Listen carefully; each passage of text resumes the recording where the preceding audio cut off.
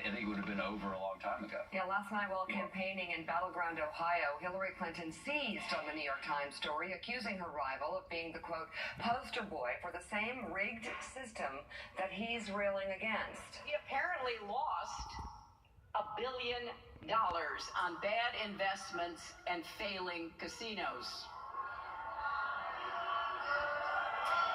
Ask yourself this, who loses money on casinos?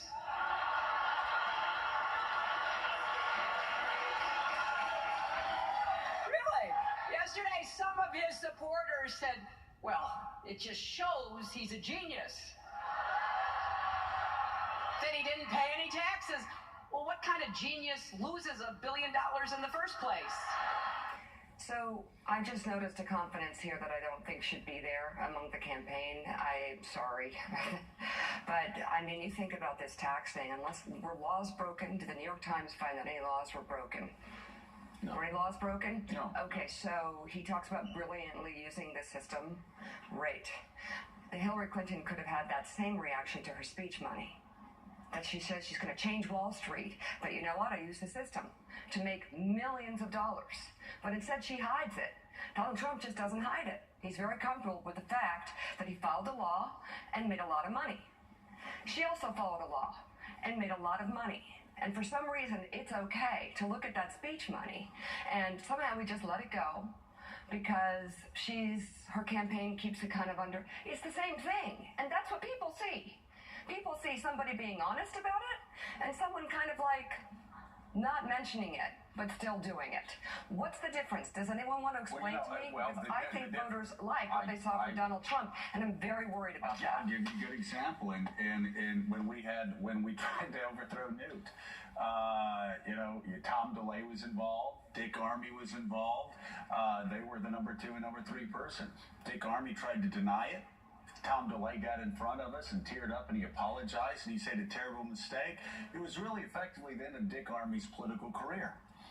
Tom DeLay actually gained more power because people who had hated him his entire time in Washington went up and said, thanks for telling us the truth. And here we have Donald Trump, who I have no idea how he survived the Republican primary, admitting that he gave money to Hillary Clinton. But what he said, Willie, was, hey, I'm in business. Okay, I followed stupid Washington's laws. Yeah, I have to Washington. influence people, so I live in a Democratic city, so I'm going to give money to Democrats. And I guess in 2016, people are like, this is going to work if people aren't telling careful. the truth. This tax thing, I'm sorry, this tax thing, please, find me one person that pays more taxes than they have to pay. You can't do it. Don't so be everybody that's acting so shocked that he did what he was legally entitled to do is a freaking hypocrite. And the media, that's why Warren Buffett goes around and says, oh, the rich people need to pay. Well, pay more money, Warren Buffett.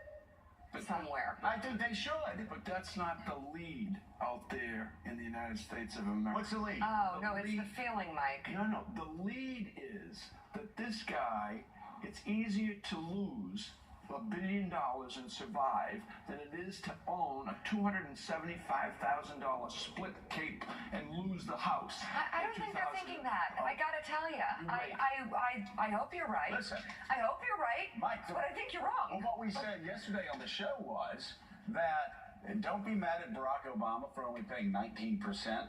Because they live in that house because the last 2 decades. Don't be mad at Mitt Romney for paying 14% in taxes. Don't be mad at Donald Trump for not paying taxes legally for 15 years. Be angry at a system that is broken and corrupt. And I do believe, as Warren Buffett said, if you're a billionaire, you should have a minimum tax every year of 25 or 30% at the very least, while your secretary's paying 28%. But I don't know. I don't think Donald Trump playing by the rules... I don't think that's going to resonate with people in middle America. The rules are, to use Donald's favorite phrase, the rules are rigged. I know they are. It's easier. I agree. If the bank will go out of its way to save someone who owes $1 billion, Mike, we agree with then you. they will. Mike, I agree with you. What's your point? On a I'd like to be short, but what's your point? I agree with you. People look at this and say, this is just another spoiled rich guy, a clown, who didn't know how to run his business. I think what people look at there is like, that guy knows how to game the system, and if there were somebody other than Hillary Clinton who is more in the pocket of Wall Street, who's more in the pocket And of won't Wall acknowledge it.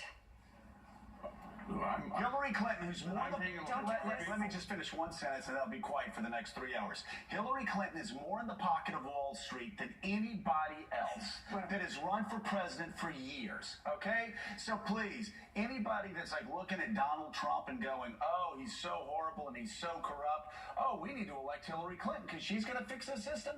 No, it's not going to happen. So where do they go? Still ahead on Morning Joe.